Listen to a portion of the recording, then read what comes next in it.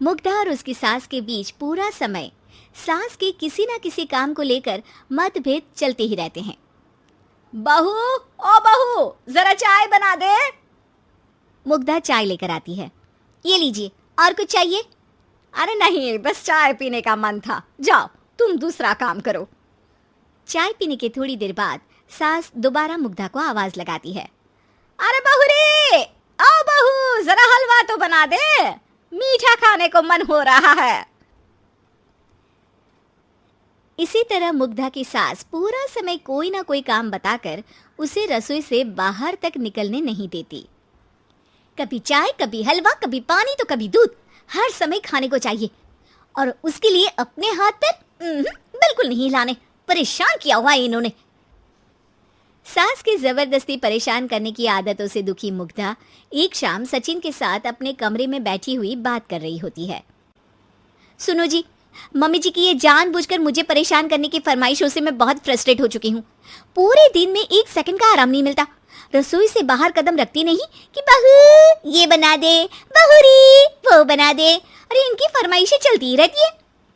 अरे मुग्धा, माँ खाने की शौकीन है, पर उम्र हो चली है, खुद खाना नहीं बना सकती, इसलिए तुमसे बोलती है। अरे तो शौक भी उम्र देख कर रखने चाहिए ना। समझ में नहीं आता, हर समय फेविकॉल का जोड़ लगाए सोफे से चिपके बैठी रहती है। इतना सब डाइजेस्ट कैसे हो जाता है उन्हें?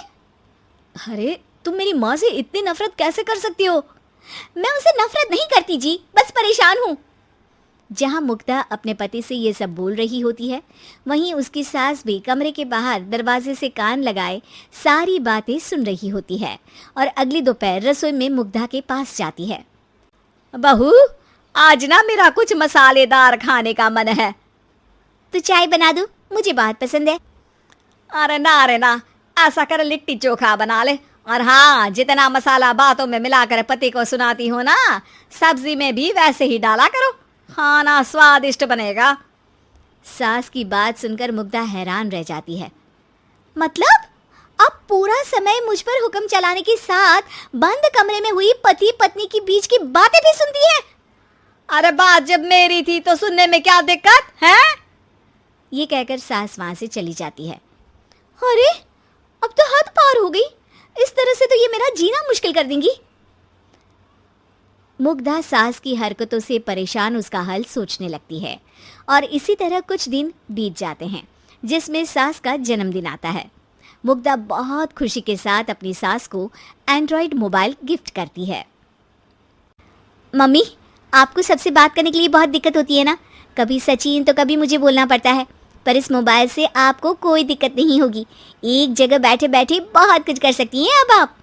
मोबाइल देख सासू माँ खुश हो जाती है, पर उसे इस्तेमाल करना तो आता नहीं, इसलिए साइड में रख देती है, जिसे देख मुग्धा घर का सारा काम छोड़ मोबाइल सेट कर सास को इस्तेमाल करना सिखाने लगती है, जिसके बाद अब सास पूरा समय मोबाइल में ही लगी रहती है। हाय, जब से मम्मी को मोबाइल मिला है मेरी लाइफ में कितनी शांति आई है। अच्छा है, इसी तरह बिजी रहे तो मैं भी सुकून की ज़िंदगी जी पाऊंगी। अब मुग्धा जब मन करे काम करना, जैसा चाहे वैसा खाना बनाकर खाना, पूरा समय रिलैक्स और खुश रहने लगती है। क्या बात है, आजकल तुम बहुत चहक रही हो। अरे मम्मी जी से छुटकारा जो मिला है, अब ना फरमाइशें ना छुप छुप कर बातें सुनना। अच्छा, तो मोबाइल गिफ्ट करने की ये स्कीम थी।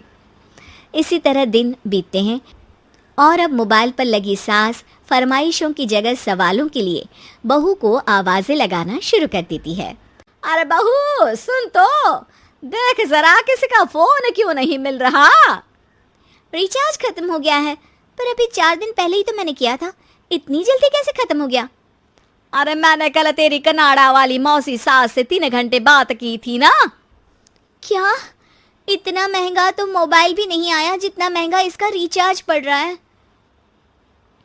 इसके बाद तो जैसे मुग्धा के दिन के 24 घंटे में से 20 घंटे सास के पास उनके मोबाइल रिलेटेड प्रॉब्लम सॉल्व करने की ड्यूटी ही बन जाती है। अरे मुग्धा, ये मोबाइल में अचानक तेरी मौसी सास की शक्ल क्यों दिखने लगी, और ये तो हिल भी रही है? मम्मी, ये गूगल डुओ का वीडियो कॉल है, इसमें आप बात करने के साथ एक दूसरे की शक्ल भी देख सकती हो। अच्छा, ये तूने मुझे पहले क्यों नहीं बताया? अब बताने के लिए पहले नहीं बताया। इसी बीच सचिन भी वहां आ जाता है और सास अपनी वीडियो कॉल में बिजी हो जाती है। क्यों, सास बहू में क्या गपशप चल रही है? इसे गपशप नहीं, दिमाग का दही होना बोलते हैं। पर तुम तो मम्मी को मोबाइल देकर बहुत खुश थी, फिर क्या हुआ? हाँ, उसका सुकून भी कुछ ही दिन मिला। अब घर के टंटे खत्म हुए तो मोबाइल की टिंग टिंग शुरू हो गई। देखो भाई, कुछ पाने के लिए कुछ खोना तो पड़ता है।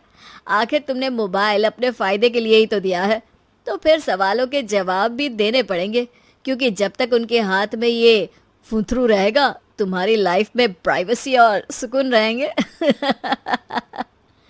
कहने का मतलब है अगर इससे प्यार बढ़े तो दाग अच्छे हैं।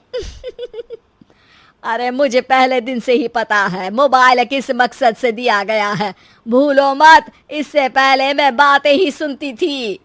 सास की ये बात सुनकर मुग्धा शॉक में और सचिन हंसता रह जाता है।